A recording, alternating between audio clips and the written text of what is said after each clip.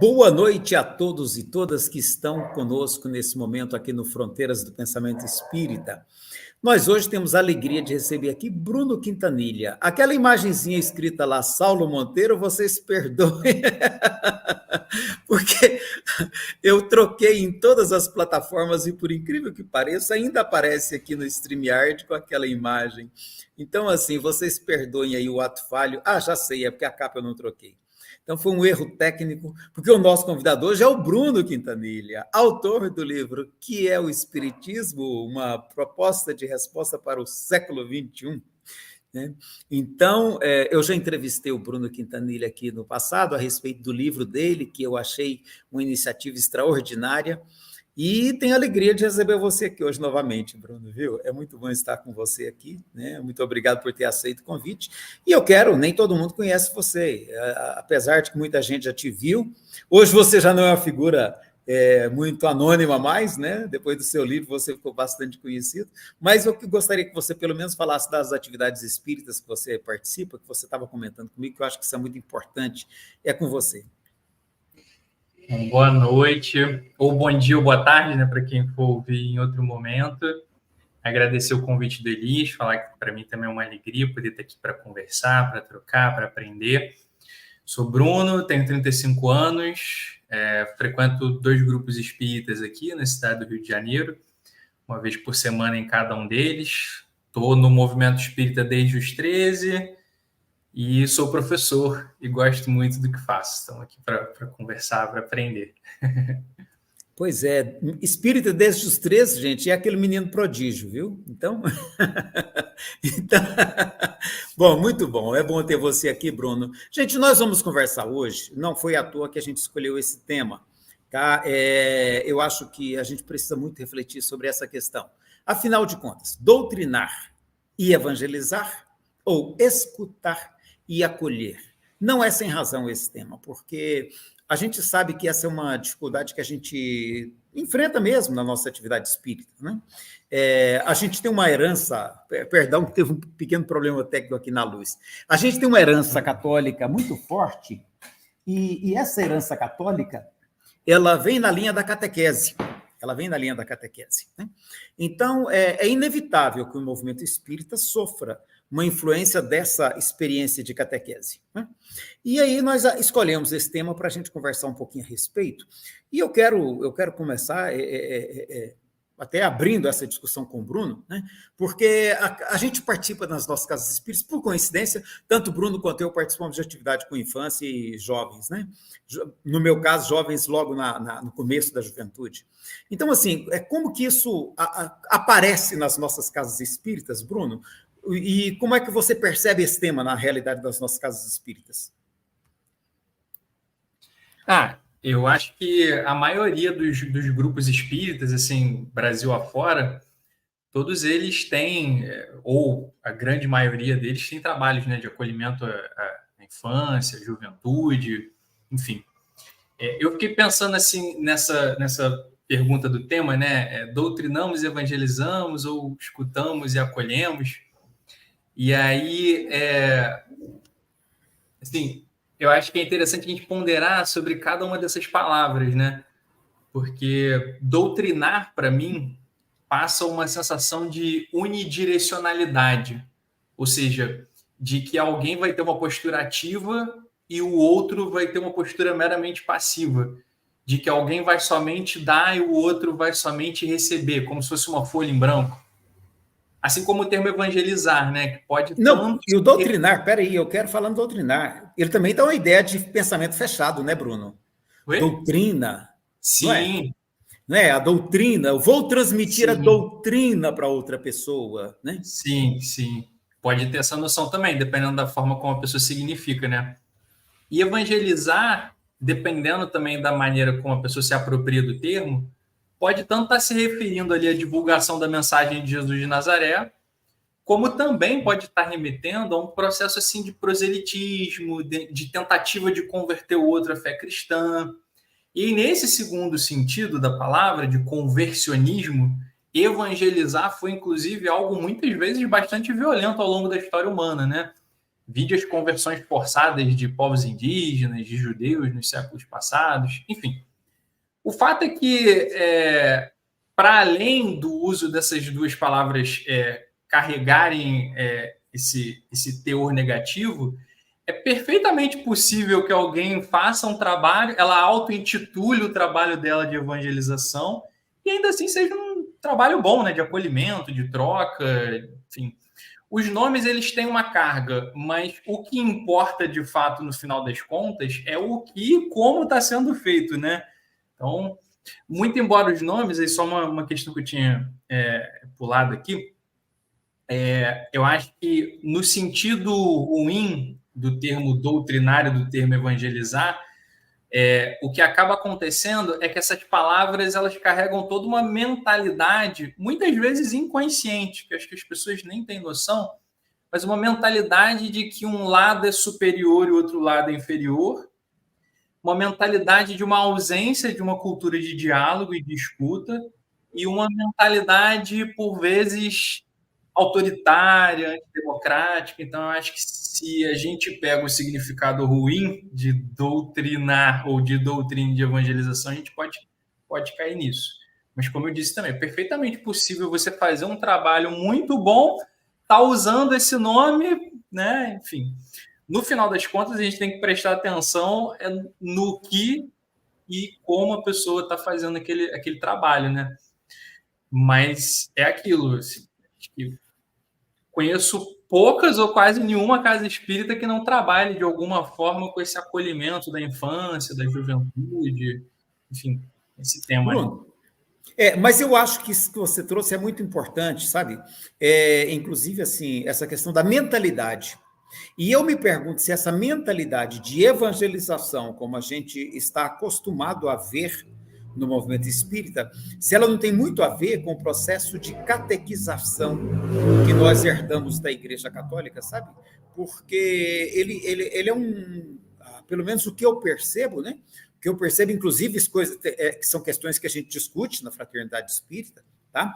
Eu vejo assim que se a gente não tomar muito cuidado, repete-se no meio espírita a prática católica da catequização, né? Com toda aquela estrutura lógica. Como é que você percebe isso? Porque tem a ver com a mentalidade que você falou, né?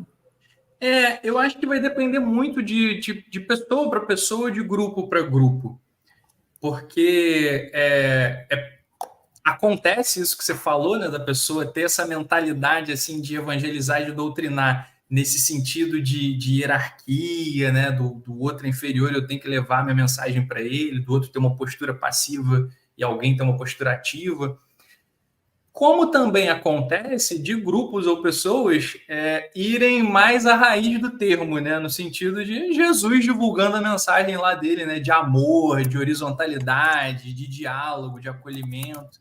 Então, eu acho que tem as duas coisas, né? Tem gente que significa de uma forma e age dessa forma, tem gente que significa de uma forma e age dessa outra forma.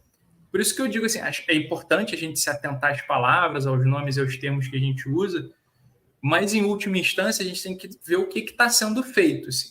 Porque existem trabalhos também intitulados de evangelização que são muito bons, assim, que são de acolhimento, que não são num sentido hierárquico, que não são num sentido proselitista, num sentido unidirecional. Eu acho que tem de tudo, né? A gente tem que prestar atenção no que está sendo feito. E como também é muito importante. E também tem uma questão que eu acho importante, que é assim, nessa mentalidade de catequização, de doutrinação, de evangelização, eu me pergunto se nessa mentalidade não há também uma visão de supremacismo cristão, sabe? Isso me preocupa também, né? Porque a gente vem de uma história de supremacismo cristão consolidada ao longo de 2 milênios, né? Então, assim, até que ponto nós espíritas não estaremos também reproduzindo esse modelo? Uma vez perguntaram assim para mim se era possível ser espírita sem ser cristão.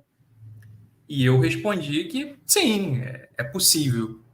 Porque o espiritismo, ele na minha percepção, baseado em 5 conceitos, que são mediunidade, espírito, Deus, evolução e reencarnação. Então, é perfeitamente possível você adotar esses 5 conceitos para poder olhar para a realidade e não ser cristão, certo? O que acontece é que o Allan Kardec, no trabalho dele de construção do pensamento espírita, na perspectiva dele, ele vai escrever o Evangelho segundo o Espiritismo. E aí tem uma questão que acho que precisa a gente se atentar. O Kardec, ele assume isso, a gente pode discutir isso, né, por várias questões, né, uma resposta ao contexto histórico dele, aos ataques do catolicismo. Ele acaba, a partir da escrita do Evangelho segundo o Espiritismo, entrando nessa seara mais da questão religiosa. Mas, se a gente for para prestar atenção na proposta do livro, ela é a tentativa de você explicar as máximas morais de Jesus usando os conceitos do Espiritismo. Então, é uma proposta de interpretação usando a lente espírita.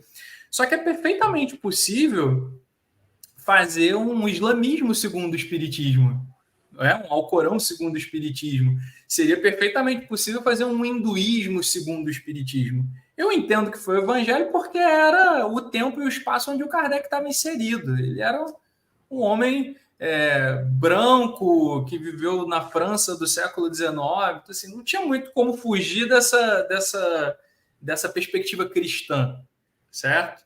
E isso não invalida também não invalida também a mensagem de Jesus. A mensagem de Jesus é excelente, assim. Mas você pode lançar o olhar espírita sobre outras matrizes éticas e morais, sobre outras matrizes religiosas, né, a princípio. O que a gente tem que tomar cuidado, e é importante, que você citou também do supremacismo, né, é a gente não entrar naquela vibe de achar que o cristão é melhor, porque não é. Inclusive, isso está muito claro até no próprio Kardec, né? Ele fala, ó, não é o que você fala, não é o que você faz, né? Então, o que prova a sua superioridade ou sua inferioridade são as suas ações, são as suas atitudes. Acho que seria mais ou menos por aí. E é muito interessante, eu vou dizer de alguém que concorda inteiramente com isso que você acabou de dizer. É um professor francês chamado Hippolyte Léon Denis Rivail. O Allan Kardec, né? Quando na Revista Espírita de 1858, ele diz que muçulmanos, budistas, né, todos poderiam se considerar espíritas. Eu acho muito interessante essa proposição dele. Bem na linha com o que você disse. A Arlene está concordando com você aqui. Ela está dizendo exatamente, Bruno, catequizar e evangelizar nos modelos atuais presentes nas casas espíritas ainda pode e deve ser problematizado, né? Eu quero fazer uma breve pausa para agradecer a todo mundo que está aqui conosco, ó. O Xará lá de Juiz de Fora, a Arlene que acabou de fazer a pergunta, o Gabriel, também ela de Juiz de Fora, tá? Diretor do ID, né? A Ângela Paraíso, né? A pergunta da áudio eu acabei de fazer. O nosso querido Wilton Freitas está aqui também. Deixa eu ver aqui mais. A Maria Madalena, tá? E o César Lozano, nosso parceiro de sempre, também está aqui, olha. Né? Muito obrigado a todos vocês que estão aí nos valorizando. E as perguntas podem ir postando aí nos comentários, que nós pretendemos que a gente quer ver se a gente consegue não deixar nenhum comentário de vocês ou pergunta passar batido, né? A Arlene volta aqui, olha, de forma geral, perceba ainda um modelo mais fechado, no sentido doutrinário mesmo, né? E esse eu acho que é o grande desafio, por isso que a gente postou esse tema, porque a gente precisa conversar sobre isso na realidade das nossas casas espíritas, em particular, eu diria que a gente tem que estar sempre discutindo isso na minha casa espírita, né? Porque, olha, ó, alegria imensa rever nosso brilhante Bruno Quintanilha, tá? Pensador super moderno, apesar de muito jovem, né? Que bom. É o Lozano te elogiando aí, o Bruno. Então, acho que isso é muito importante. E aí eu quero puxar um outro ponto, então, assim, o Bruno, como é que a gente vincula essa questão que a gente está conversando, do acolher? Porque, aliás, eu acho até que precisamos conversar mais pelo escutar e acolher, né? E eu queria porque a gente falou no doutrinar e evangelizar. Agora, o escutar e o acolher, ele tem a ver um pouco com a questão das reais necessidades da comunidade. Como é que a gente pode linkar esse escutar e acolher com a realidade objetiva em que as pessoas vivem ali no ambiente social onde a casa espírita está inserida? Eu queria que você explorasse isso um pouquinho. Então, para mim, a mentalidade que é necessária para você trabalhar com infância e com juventude nesse contexto assim de casa espírita, você precisa ter alguns focos, na minha percepção.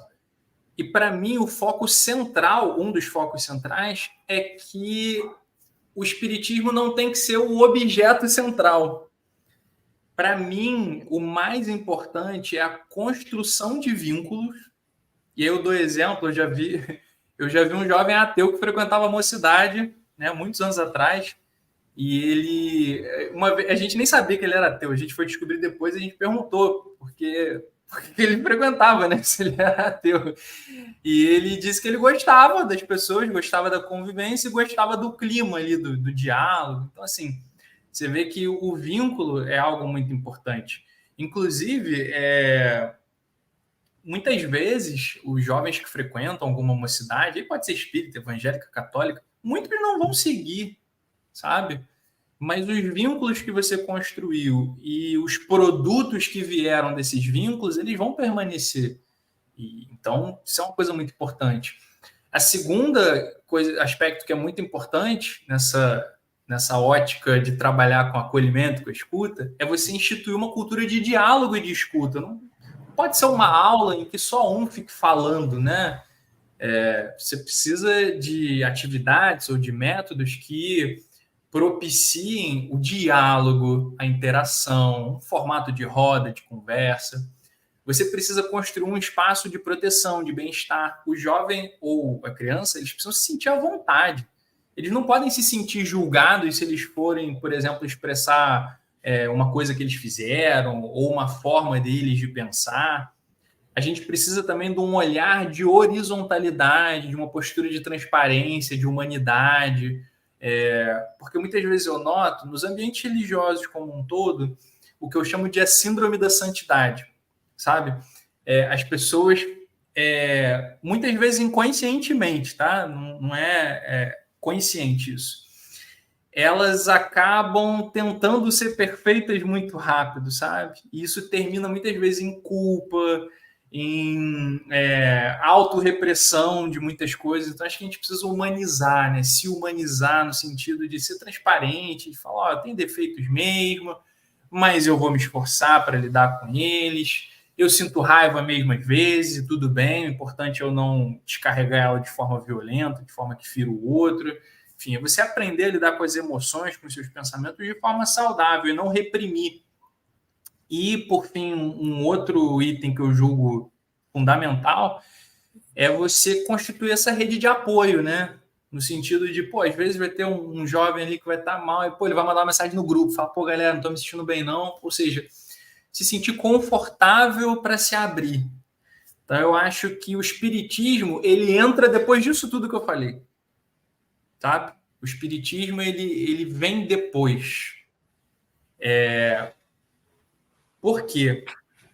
Conversando abertamente sobre essas coisas, o espiritismo vai entrar hora ou outra. Hora ou outra, o conceito de reencarnação ou conceito de mediunidade, ele vai entrar.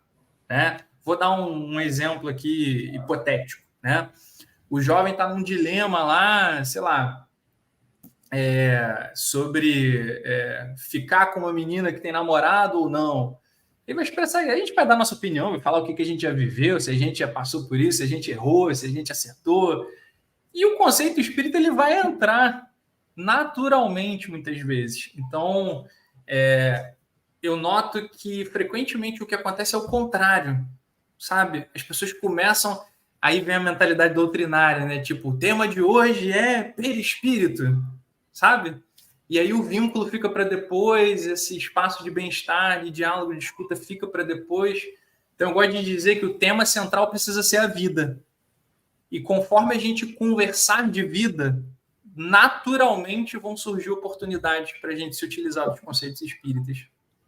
Ô Bruno, e eu vejo uma coisa nisso que você falou também que é muito séria, porque veja, na medida, essa questão da santidade, na medida que eu me vejo, né, com a mentalidade, gostei desse termo que você usou, tá?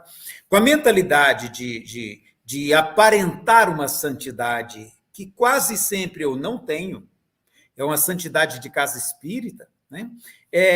Hoje mesmo, conversando com minha esposa, ela fez um comentário que eu achei muito interessante. Ela falou assim: eu estou tentando não mais disfarçar de santa, porque quando eu disfarço de santa, eu cobro dos outros uma santidade que eu não tenho. Eu achei interessante ela dizer isso. E realmente, sabe, a gente percebe que quando a gente se acha muito bom, a gente cobra dos outros coisas que, às vezes, se eu olhar para trás no meu passado, naquela mesma circunstância eu já falhei. Eu gostei muito que você disso que você disse, sabe? Da transparência, da honestidade, né? Da honestidade, inclusive de admitir que já errei. Porque isso me torna humano e me coloca numa relação horizontal com o outro. Né? E então, cria vínculo. E cria vínculo, cria correspondência. Né? Isso é muito importante. A Arlene considerou mais aqui, olha, escutar e acolher seria uma construção conjunta, né? Mais aberta. E aí tem um comentário aqui da Maria Madalena: o doutrinário é tão forte que não existe uma mínima possibilidade de questionamento. Né? Eu já vi situação assim, a pessoa dizer para o outro: olha, lá na sua igreja pode ser assim, mas aqui é assim, né? Eu falei, meu Deus do céu, acho que não era bem isso que se pensava. O Gabriel trouxe aqui uma questão interessante, vamos lá. O Gabriel disse: a escolha de temas em mocidades tem sido muito pressionada pelo conservadorismo dogmático. Sexualidade, por exemplo, é abordada de modo normativo e longe da realidade vivida pelos jovens. Tem a ver com isso que você falou, Bruno. Eu acho que mais importante do que a escolha do tema é a forma como o tema é abordado. Porque você pode abordar o tema da sexualidade numa perspectiva limitante, assim como você pode abordar o tema da sexualidade numa perspectiva aberta, honesta, transparente.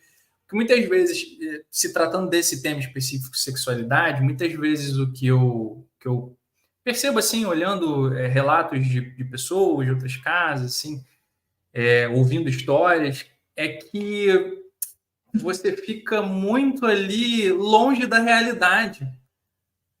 E assim, cara, o jovem vai se relacionar sexualmente. Esquece. Então, assim, você tem que falar de preservativo, você tem que falar, tenta ser responsável, assim, afetivamente. Assim, ele vai. Então, eu acho que falta um pouco de realismo na relação com os jovens, no sentido de admitir. E muitas vezes, quem não é realista já aprontou muito no passado, né? Essa galera, às vezes, mais moralista, muitos moralistas são moralistas porque já aprontaram muito, né? Assim, acho que a gente tem que partir da premissa de que... E o teu microfone está fechado, Elis. Moralistas de hoje, né? Sim, Bruno? Sim. Porque, na realidade, gente, quem de nós não teve uma outra aventura, quem de nós não cometeu uma outra... aliás, eu até brinco, quem de nós não cometeu uma ou outra sacanagem, né? Quem não errou nesse campo, né? Às vezes abusando de um sentimento, às vezes abusando da confiança de uma pessoa. Quem de nós nunca errou? Quando aquela passagem que foi incluída no Evangelho, né? Eu não sabia disso, agora estudando Jesus Histórico eu descobri. Aquela passagem da mulher que ia ser apedrejada, ela não é original, ela não existiu até o quarto século dos Evangelhos, ela não existia. Né? Aí lá no ano 400 e pouco, no século V, alguém achou aquela história muito bonita, falou, nossa, né, isso que podia fazer parte do Evangelho. Foi lá e colocou dentro do Evangelho, né, foi do Evangelho de Lucas, né? Colocou dentro do Evangelho de Lucas. Então, aquele caso da mulher, ele é muito emblemático e é parte da tradição cristã, embora aquele fato parece que nunca aconteceu com Jesus, né? Mas é parte da tradição cristã, que Jesus ter dito, né? Isso é uma lenda, na verdade, né? Aqui atire a primeira pedra aquele que nunca pecou. Né? Sim. Então, assim, gente, quem de nós nunca errou? Quem de nós nunca cometeu uma ou outra irresponsabilidade, né? Aí agora a gente está aqui com a máscara de santo e a gente quer fazer receita de santidade para todo mundo. Isso é muito sério. Aí, só para completar a informação, a história foi incluída depois, tiraram do Evangelho de Lucas e puseram no Evangelho de João no século XI. Falei, meu Deus, eu não sabia disso. Né? São tantos cortes e cortar e colar, né? Mas sobre essa questão da sexualidade, falta encará-la com mais naturalidade mesmo, né? Assim, falar mais abertamente mesmo, né? E aí, vou dar um outro exemplo, assim, uma outra coisa assim que eu faria, por exemplo. Gravidez na adolescência. Eu agora estou com uma filha, né? Isso eu falei na escola, né? Eu falei, gente, olha, caraca, cuidar de criança dá muito trabalho. É muito bom, criança, quando você preenche 3 requisitos. Quando você tem vontade, quando você se prepara para isso e quando você tem as condições materiais para isso. E aí eu brinco com os alunos na escola, né? Eu falo, olha, se eu tivesse tido a Marina, minha filha, quando eu tinha 18 anos, provavelmente ia ser pior para ela e ia ser pior para mim, né? Então, ter responsabilidade. Ter responsabilidade, porque compromete muito a sua vida. Sim, vai comprometer o seu aspecto profissional, vai comprometer. Então, você pode propiciar uma condição melhor para você e para aquele ou para aquela que vai vir como filho ou filha.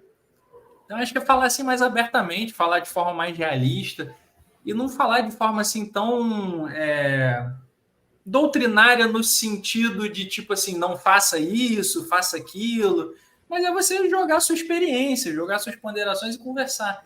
Até porque quanto mais de forma aberta você conversar, mais vínculo você vai criar, mais confiança você vai criar, mais a criança ou o jovem vão conseguir se abrir de fato.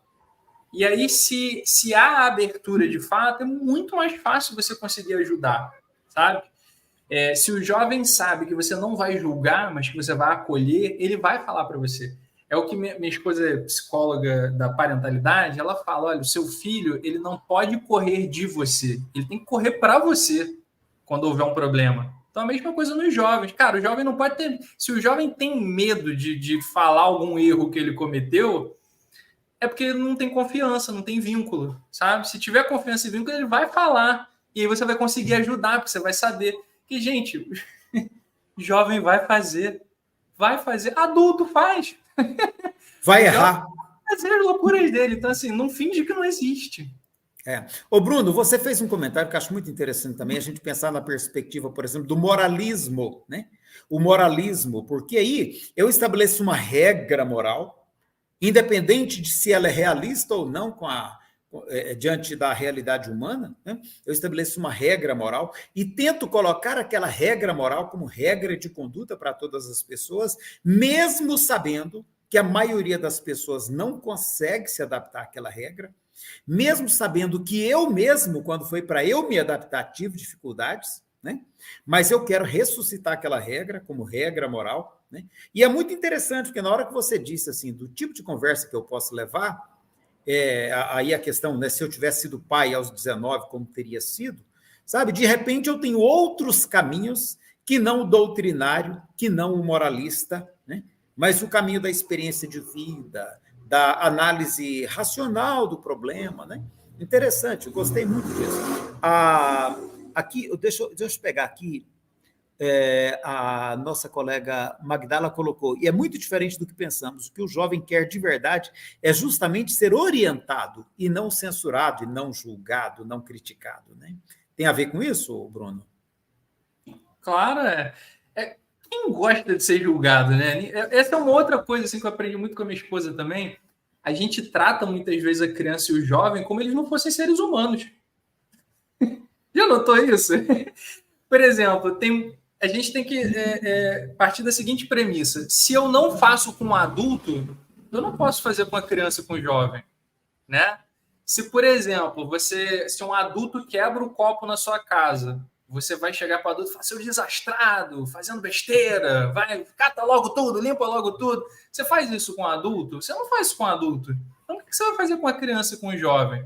A verdade é que muitas vezes a gente enxerga a criança e o jovem de uma forma inferior. E não é, gente. É um ser que está ali, que merece ser respeitado também, que está com limitações cognitivas, né? Porque está se desenvolvendo ainda, precisa de mais maturidade, mas é um ser igual a gente, que não vai gostar de ser julgado, não vai gostar de ser tratado mal. É a mesma coisa que eu falo muito na escola assim, para os alunos também, Cara, se eu chegar aqui e eu for super chato com vocês, ficar o tempo todo chamando atenção, o tempo todo brigando, o tempo todo dando esporro, vai ser um porre a relação, vai ser muito chato. Agora, se eu chego aqui, se eu respeito vocês, por exemplo, né? Vocês vão, a não ser que seja alguém muito assim, encapetado, muito transtornado, vocês vão sentir uma simpatia natural e vão respeitar de volta. Então, assim, se a gente quer ser respeitado, a gente precisa se respeitar. Respeitar. Só que para a galera que é mais antiga ou que está nessa mentalidade mais antiga, às vezes é muito difícil entender isso, né? De tipo, não, a última voz sou eu quem fala. É igual assim, você tem que respeitar os mais velhos. Eu falo, cara, você tem que respeitar qualquer ser humano. Mas então você não respeita o mais jovem? Você não respeita... Entende?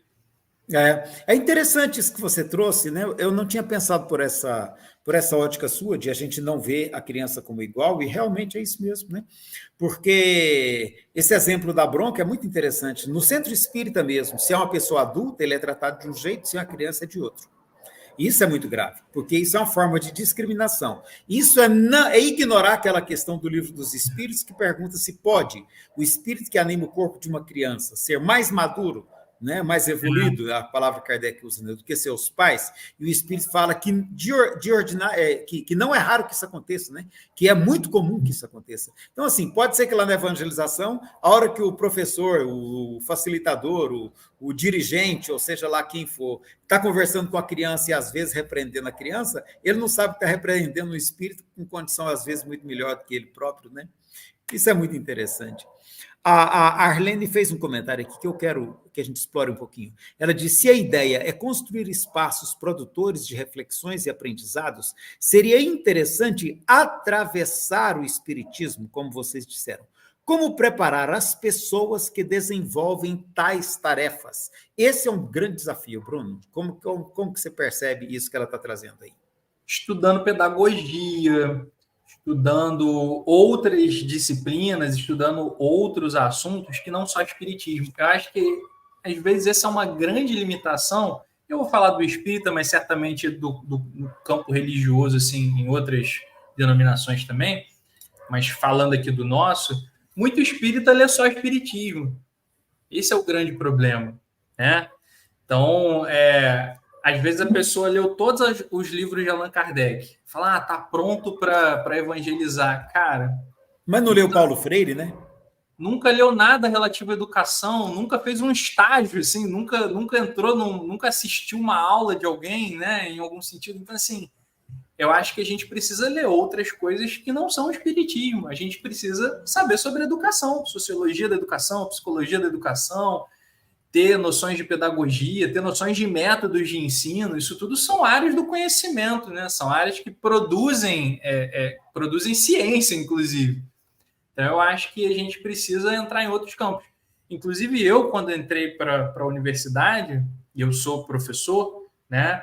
Eu mudei muito a minha visão, assim, eu acho que eu enriqueci muito mais a minha forma de olhar o espiritismo e de lidar e de ensinar o espiritismo, entende? Então, é preciso você construir didática também, é preciso você ter noção de como funciona cognitivamente uma criança, sabe? Eu acho que falta um preparo assim mais largo mesmo, aí no sentido que a Arlene falou, mas mais especificamente respondendo, a gente precisaria dar mini cursos mesmo para evangelizadores ou para, enfim, orientadores de turmas espíritas. Você precisaria ter ali, sei lá, um módulo de 6 encontros, pelo menos, e aí de ano em ano, de repente, você faz 1 ou 2 encontros de novo, em que você passe essas questões didáticas, metodológicas, que você aprende para ser professor, por exemplo, que você passe isso para as pessoas que vão trabalhar, né? Isso que a gente está falando aqui agora, por exemplo, daria um excelente já módulo, sabe? Então, você precisa preparar as pessoas para estar em sala de aula. Muitas vezes as pessoas não são preparadas, né? E as pessoas entram na sala de aula com a noção de educação que elas tiveram há 30 anos atrás. E mudou completamente. Mudou completamente. Ô, Bruno, e tem um outro ponto também que eu acho muito importante, pelo menos para nós na Fraternidade Espírita, isso é muito importante, dada a realidade social dentro da qual nós estamos inseridos. Nós estamos inseridos num bairro de periferia, é uma das regiões mais violentas de Goiânia, né? Já foi a mais, hoje ela parece estar em segundo lugar, né? É uma região de carência material muito acentuada, e tudo isso são elementos que desafiam a nossa capacidade de prover soluções. Né? Como você percebe essa questão do compromisso da casa espírita com a realidade social dentro da qual ela está inserida? Como é que você analisa isso? Então, eu acho que a gente precisa trazer a realidade da pessoa para ser debatida e o espiritismo vai atravessar isso, né? Já ouvi falar nas comunidades eclesiais de base, né? Eu acho que a metodologia que era utilizada lá, ela é muito boa. Qual era a metodologia das SEBs, que é a sigla para se referir a elas? Você trazia um tema da vida e você atravessava esse tema da vida, no caso das SEBs, né, com a doutrina católica lá, com a teologia da libertação, mais especificamente. Mas a gente pode fazer isso com o espiritismo, né? Por exemplo, a gente pode falar do tema pobreza. Vamos falar do tema pobreza? Vamos. Por que existe pobreza? E aí vamos discutir, né? E aí a gente pode falar, existe pobreza porque alguns ganham muito pouco e outros ganham muito. Por que uns ganham muito e outros ganham muito pouco? E a partir disso a gente vai desenvolvendo, né? A gente pode perguntar, o que vocês fariam se vocês ficassem ricos da noite para o dia? E a gente vai desenvolvendo. E aí daqui a pouco a gente pode lançar questões espíritas ou até questões evangélicas, assim, né? Pode lançar um lá, servir a Deus e a Mamon.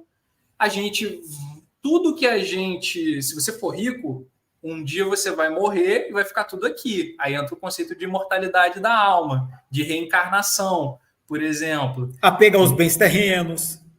Sim. Ou então, por exemplo, pega lá, por exemplo, ela fala aqui no caso do Rio de Janeiro, né? Pega a Barra da Tijuca, que é um bairro assim de classe média alta, gente com muito dinheiro, e pega ao lado da Barra da Tijuca tem uma favela, né? Famosa pelo Brasil todo, que é a Cidade de Deus. Se você for ver nos shoppings da Barra da Tijuca, os seguranças são todos negros, a maioria moradores da Cidade de Deus. As funcionárias da limpeza são, em sua maioria, negras, a maioria moradoras da Cidade de Deus, né? Aí você faz uma abordagem social desse tema, né? Constatando o fato, tornando isso consciente para eles e começa a atravessar ele com ensinos de Jesus, por exemplo. Ou com ensinos espíritas, no caso, com questões do Livro dos Espíritos, ou usando os conceitos espíritas. Você pode chegar lá para Jesus e falar, mais fácil um camelo passar pelo buraco de uma agulha do que um rico entrar no reino dos céus. Ou então, quando você vai lá no Livro dos Espíritos, ele tem uma questão lá que o Kardec pergunta assim, toda riqueza ela é honesta? Aí os espíritos meio que respondem assim, mas e da velhacaria do roubo? Os espíritos meio que querendo dizer que, quase toda riqueza é fruto de algum tipo de exploração, de empobrecimento de alguém. Então, a gente vai pegar a vida e vai atravessar a vida com o espiritismo, e aí, como a gente está numa matriz cristã, com as mensagens de Jesus também. Eu acho que essa precisa ser a ordem. Muitas vezes o que acontece é o contrário, mais uma vez. Você pega a teoria, lança a teoria primeiro e, tipo assim, vamos lá, boi bombar. E fica chato, fica maçante, porque você não traz a sua realidade. E aí, uma outra coisa que eu ia apontar é que, assim, você precisa, principalmente essas pessoas de comunidades mais carentes, foi uma coisa que eu já fiz, você precisa falar com essas pessoas sobre universidade, com esses jovens, sobre colégios federais, institutos federais. Então, a gente já conseguiu, por exemplo, orientando que, gente, quem é pobre e mora na favela não sabe que existe colégio federal de ensino médio que é gratuito, que tem ensino técnico, não sabe como é que funciona o Enem. Como o espírita médio ele é majoritariamente de classe média, ele simplesmente não sabe como é a mentalidade de alguém que mora na periferia, sabe? Então, eu já tive a felicidade de ver jovens conseguindo entrar para colégios federais, assim, e a gente pilhar e falar, tem isso aqui, e a gente mostra edital, mostra provas anteriores, e o jovem consegue entrar. Cara, e aquilo ali, nossa, às vezes aquilo ali vai ser mais importante do que o espiritismo para a vida daquele jovem, sabe? Bruno, eu até esses dias eu estava discutindo isso com um amigo, né?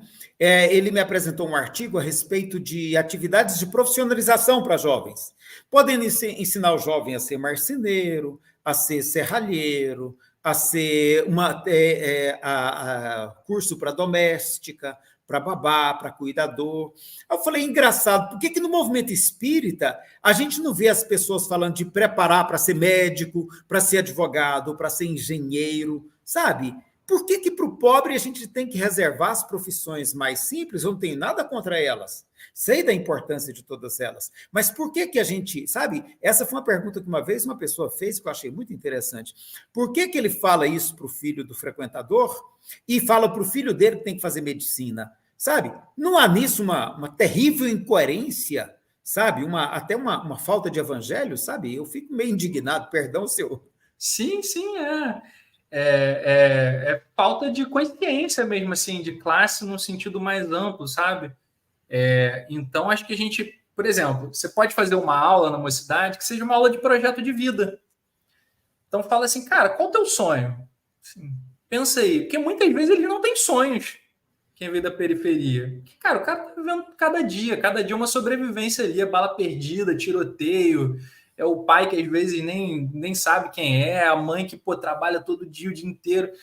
Então, vamos fazer uma aula. Qual é o seu sonho, assim? Ah, não sei. Bom, então, vamos ver. O que é? Fala de você, fala da tua trajetória. Eu falo da minha, conta a minha. Quando eu era adolescente, meu sonho era ser tal, aí eu fui por esse caminho, depois eu descobri que eu gostava daquele outro. Se abre também, né? Expõe a sua vida também, assim. Conta a tua trajetória para poder ter um parâmetro para o outro, né? Poder saber como é que funciona.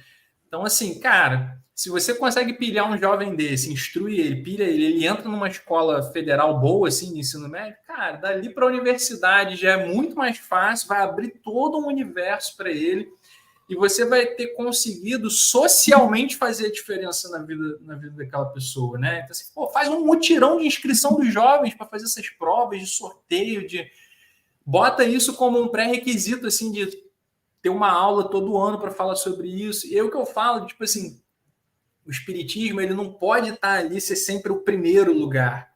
Ele tem que vir depois atravessando os temas, né? Então, para mim, eu acho que é por aí. Fazer passeios culturais também que não tem nada a ver com o espiritismo. Vamos num museu, assim, e aí depois do museu a gente vai fazer um lanche, né? Apresenta o mundo também para esses jovens, principalmente os que vêm de periferia, né, de camadas mais pauperizadas. Apresenta para eles que o mundo tem coisas boas também, tem possibilidades. Então, enfim. Eu acho que é bem por aí. Eu acho isso muito importante, sabe? Na fraternidade, a gente sempre tem dito para as crianças assim: olha, que formatura é da universidade, né? Porque é interessante, na camada mais pobre da população, é muito comum a ideia de que terminar de estudar é concluir o segundo grau. Né? Esses dias um menino falou: não, eu não quero, para mim o tanto que eu estudei está bom. Né? Aliás, fez sábado agora. Eu perguntei até que ano você estudou. Ele falou: não, estudei até a oitava. Eu falei: mas meu filho, você não vai fazer uma faculdade? Né? Aí eu brinquei com ele, falei: olha, o Fernando ali já é doutor em educação física, em esportes. Né? E realmente, o Fernando cresceu lá dentro e hoje é doutor. A Celita é assistente social com especialização, com pós-graduação. A Lecilda também é assistente social com pós-graduação. Né? O Wellington é assistente social, a Luzia é assistente social. Quer dizer, tem uma geração que se formou e que serve de modelo para esses meninos de hoje. Serve de modelo, né? Para eles sonharem mais alto, para eles pensarem mais alto. E eu acho que isso que você falou é muito importante. Deixa eu pegar aqui alguns comentários. O Elias falou assim... ela citou uma pessoa aqui no centro que ele frequentava, uma dirigente era... Ele está respondendo, né, para a colega, que uma dirigente era psicopedagoga e transpirava Paulo Freire, só que profissionalmente, porque no centro nada daquilo aparecia. E aí a Arlene comentou aqui, olha, acredito que a carência de pessoas para trabalhar nessas tarefas faz com que o despreparo se traduza em aulas muito fechadas, comprometendo não apenas o resultado, mas o interesse e a motivação. O Xará está dizendo, no centro tínhamos que adotar o modelo febiano de evangelizar, que obviamente eu subvertia, né? Graças a Deus, eu posso dizer com tranquilidade, a gente nunca usou esse modelo dentro da fraternidade espírita, né? Não assim, sem querer nenhum demérito para a federação, mas porque não era adequado à nossa realidade, né? De maneira alguma, nossa realidade era de bairro de periferia, o modelo era um modelo muito mais voltado para uma classe média que não nos atendia, né? A Magdala está dizendo, ao falar do tema, levar as crianças e os jovens a se interessarem pelo coletivo e desejar participar de movimentos sociais, né? Nos quais os centros espíritas atuam. Então, é muito interessante o que a Magdala está trazendo aqui para nós. Deixa eu ler mais coisas aqui do pessoal, e aí a gente vai, em seguida, abrindo. O pensamento precisam só de cestas básicas e não de informação. Isso é muito sério, né? As pessoas acham que... Eu costumo dizer, Bruno, e deixa eu te perguntar para ver também qual que é a sua leitura. Eu costumo dizer que no meio espírita há um preconceito social contra o pobre. Eu vejo que os trabalhadores espíritas se acham pessoas, como regra, né, melhores que as pessoas pobres, se acham espíritos em condição melhor que as pessoas pobres, como se as pessoas que estivessem na situação de pobreza fossem por serem espíritos um pouquinho inferiores, né? Então, assim, como é que você percebe? Você acha que tem aí mesmo um componente de discriminação social? Como é que você vê isso? Eu acho que tem um pouco de tudo, Elisa. Assim, eu acho que tem a pessoa que discrimina mesmo conscientemente. Eu acho que tem a pessoa que discrimina inconscientemente, sem nem ter noção. Eu acho que tem as pessoas que são alienadas mesmo, sabe? Eu acho que tem as pessoas que têm uma visão muito limitada de espiritismo, pensam assim, ele veio pobre porque tinha que vir mesmo, então é prova mesmo, então é isso mesmo. Eu acho que tem as pessoas que são conscientes, assim, que não somos iguais. Então, assim, eu acho que tem de tudo. Mas me parece que predomina o lado ruim, assim, da visão, né? Até porque senão o movimento espírita estaria bem melhor, né? Mas... Oi? O microfone. É uma crença preconceituosa que está arraigada, é um preconceito que ele já está estrutural, né, na filosofia informal que circula no meio espírita. Aliás, não, a Arlene trouxe aqui antes, né? Acredito que vários temas poderiam ser trabalhados de forma mais informativa, reflexiva, abrindo mentes para além do aspecto religioso, mais humano, social. E a Magdala traz aqui para nós, sugestão na obra social dos centros espíritas, trazer os profissionais frequentadores do centro para ensinar ludicamente sobre suas profissões, e de preferência trazer os médicos, os engenheiros, os advogados, né? Porque eu acho que a gente tem que erguer o horizonte dessa moçada. Eu já atuei assim, funciona muito. Um dentista, por exemplo, levar uma arcada dentária, os instrumentos de cuidado, escovação, etc., tudo que o profissional interessado possa fazer. A gente tem lá na Fraternidade o Dia da Beleza, que a gente vai trabalhar cuidados pessoais, e essa semana, na último Dia da Beleza, que foi agora no meio de maio, né? Foi exatamente isso. Foi um casal de odontólogos, todo uniformizado, com material, né? Nossa, foi muito bom. É perfeita essa observação da colega aqui. E aí a Magdala comentou, né? Dialogando ali com o Xará. Eu quero puxar outro tema com você para a gente poder caminhar mais já para o... Você falou da construção de vínculos, né, lá no início, e isso me parece que me passa pelo modelo, pelo modo de pensamento, né? Aquilo que você falou, sabe? Pelo modo de pensamento. Então, eu queria trazer aqui para a gente conversar esse livrinho que você me disse que está... Deixa eu adicionar ele aqui. Esse livrinho que você disse que está com ele para ler aí, né? E eu costumo dizer que esse livro é um dos melhores livros que a Federação Espírita Brasileira já publicou a respeito de assistência social espírita. Tá? Exatamente porque ele não trabalha na perspectiva simplesmente da assistência social espírita. O título do livro já é importante, Conviver para Amar e Servir. Ele trabalha a experiência do Mário Barbosa no Pará, uma experiência que foi muito interessante, que se espalhou por vários pontos do Brasil na época, e que, infelizmente, não tem recebido muita atenção ultimamente. Mas ele trabalha exatamente nessa lógica da criação de vínculo, transformando a casa espírita num espaço de convivência. Um espaço de convivência. E aí, Bruno, eu acho que essa ideia de espaço de convivência, que tem tudo a ver com o que você disse, como é que a gente pode pensar a casa espírita em termos de espaço de convivência, e não espaço de doutrinação, de catequização, e etc., mas de construção coletiva? Eu acho que é o que a Arlene falou. Como é que a gente pode pensar na casa espírita como esse espaço de construção, de saberes? Eu acho que depende de duas coisas, assim. Depende diretamente das pessoas que fundaram ou que, enfim, que fazem a gestão da casa, né? Qual foi a mentalidade que elas imprimiram inicialmente, que foi se reproduzindo ou se modificando ao longo do tempo. E depende também de ações para mudar. Vou dar um exemplo, assim, de cada um. Você pode implantar, por exemplo, dentro de uma instituição espírita, um curso de costura, por exemplo, né? Que não tem a ver com espiritismo, mas que vai gerar sociabilidade, porque pessoas vão se conhecer nesse curso. Enquanto as pessoas aprendem ali, por exemplo, a costura, elas vão conversando uma com a outra, elas vão construindo vínculo. E aí eu vou dar o exemplo de uma das casas que eu frequento aqui, que tem um curso de costura e tal, e teve uma época que até criança participava junto com os adultos, então era um clima muito legal, assim. E aí, por exemplo, quando, sei lá, a filha de alguém ficou doente, aí a pessoa lembrava da pessoa do curso e ligava e pedia ajuda. Então, acabou se formando não só uma rede de sociabilidade, como uma rede de apoio.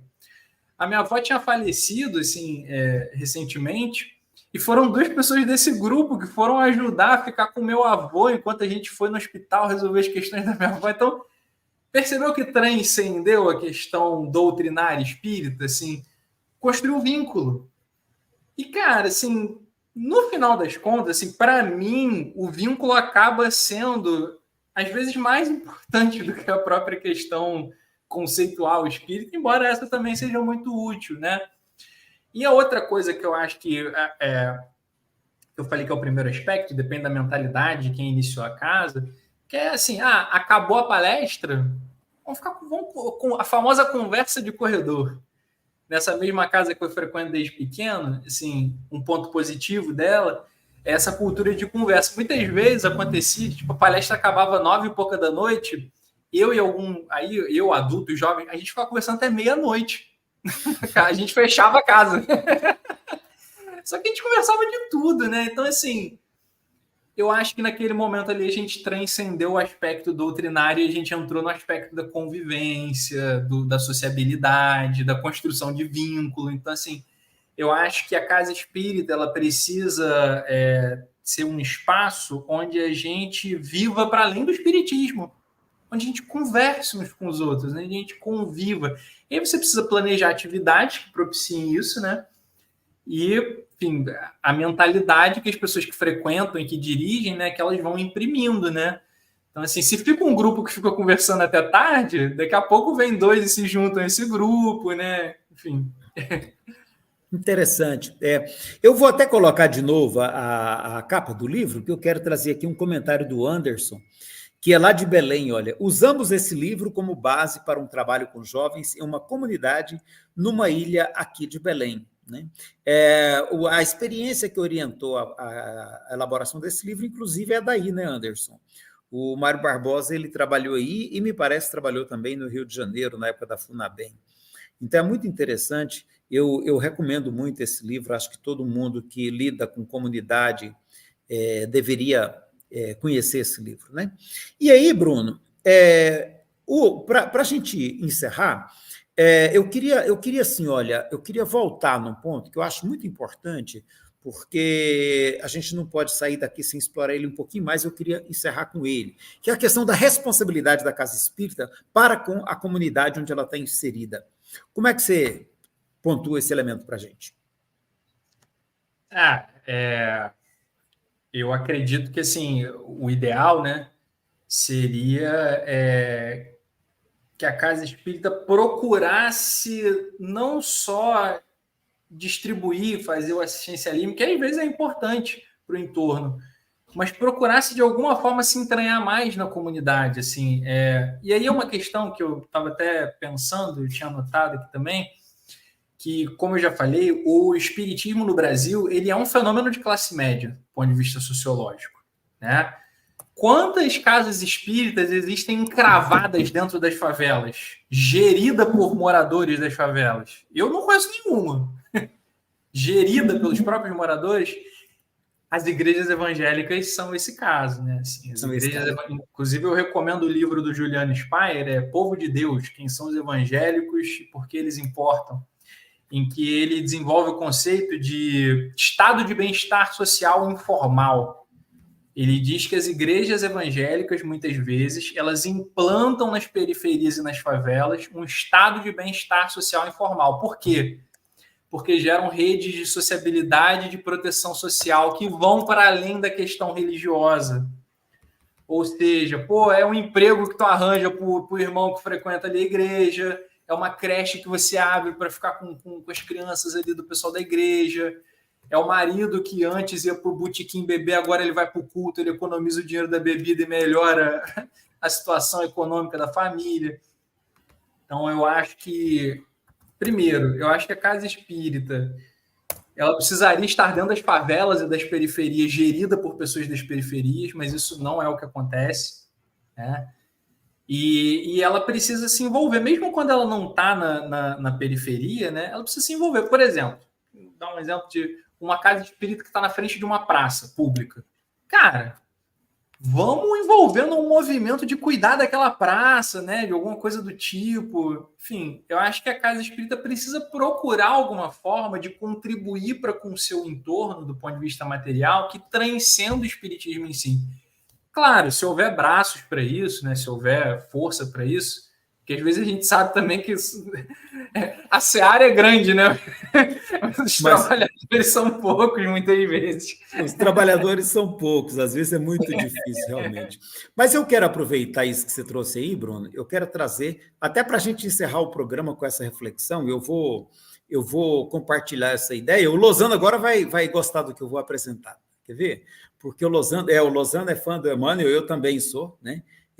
Eu acho que tem muita coisa bonita no trabalho do Emmanuel, e esse é um deles. Ele diz isso aqui, olha, perguntaram para ele no livro Consolador, né? Chico Emmanuel, aquela dobradinha extraordinária do Chico e do Emmanuel, né? O meio ambiente influi no espírito? E a resposta dele é extraordinária, eu gosto muito disso aqui. O meio ambiente em que a alma renasceu, muitas vezes constitui a prova expiatória. Se não for a prova expiatória, é a oportunidade de aprendizado, né? Ele diz que muitas vezes, e aí a gente tem que entender que não é sempre, tá? O espírita gosta de pensar que é sempre, não é, ele diz muitas vezes, tá? Com poderosas influências sobre a personalidade, faz-se indispensável que o coração esclarecido coopere na sua transformação para o bem, melhorando e elevando as condições materiais e morais de todos os que vivem na sua zona de influenciação. Sabe, eu acho esse texto do Emmanuel maravilhoso, sabe? Eu gosto demais dele, porque eu acho que ele sintetiza a nossa responsabilidade enquanto casa espírita, seja em qualquer ambiente social que ela esteja, né? E aí eu queria que você terminasse nessa linha de raciocínio para nós. Deixa eu antes compartilhar aqui, ok? Você junta tudo isso, né? A Arlene disse, Elias, você tocou num ponto muito importante que nos remete ao processo de inclusão para além dos espaços, mas de pensamentos, reflexões e construções conjuntas que impactam nessas realidades. Pensar socialmente é motivador. E aí a Magdala trouxe aqui a contribuição dela também. O assistencialismo muitas vezes atrapalha. É preciso incluir as criaturas, capacitá-las para a vida, pois muitos não têm oportunidade nenhuma de terem sua autoestima valorizada. Nossa, isso é importante demais, né? Eu estava lembrando, e eu até quero pedir licença para contar esse caso, Bruno. No Dia da Beleza é muito comum a gente se deparar com crianças que se acham feias. sabe? E no nosso bairro, mais de 60% das pessoas são negras, mais de 65% das pessoas são negras. E é uma população que a vida inteira foi marginalizada, foi discriminada, né? Então, assim, isso que a Magdala trouxe aqui é muito importante. A gente tem o dever de ajudar essas pessoas a perceberem que elas são bonitas, que os cabelos crespos delas podem ser lindos, né? Se receberem um mínimo de cuidado, sabe? Eu acho que a gente tem que construir uma mentalidade voltada para isso que você falou, de convivência primeiro e o espiritismo entrar junto, atravessando essas questões todas, né? Assistir sim, mas dar noção que elas são capazes de crescer, noção e oportunidade. Eu acho que é por aí, né? Eu acho que maravilhosamente, acho que o pessoal que está aqui participando com a gente encerrou para nós, né? Encerrou, acho que é tudo isso. E aí eu queria que você, então, trouxesse suas considerações para a gente encerrar o nosso programa com as suas palavras. Eu vou ler 6 linhas da conclusão do meu livrinho aqui, ó, que é o Espiritismo, uma tentativa de resposta para o século XXI. Lá na conclusão eu escrevo assim, ó: o Espiritismo, para mim, não deveria ser um fim em si mesmo. Não penso que o seu grande objetivo seja conseguir o máximo possível de adeptos do ponto de vista quantitativo. O espiritismo e a religiosidade que ele pode proporcionar seriam, em minha perspectiva, um meio. O fim deveria ser proporcionar bem-estar para os indivíduos e oferecer reflexões para contribuir com o desenvolvimento pessoal, espiritual e social. Então, eu acho que traduz muito bem a minha forma pedagógica de encarar o espiritismo e o ensino, ou a relação disso com ele. Quem quiser comprar seu livro, como é que faz, Bruno?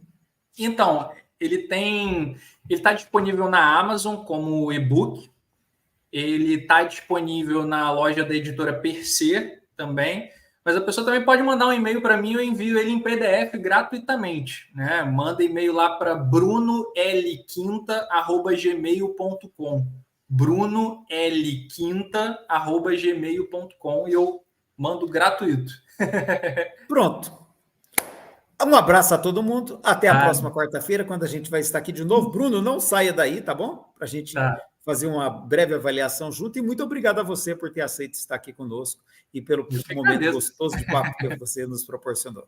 Pessoal, até a próxima quarta-feira. Um grande abraço para todos vocês.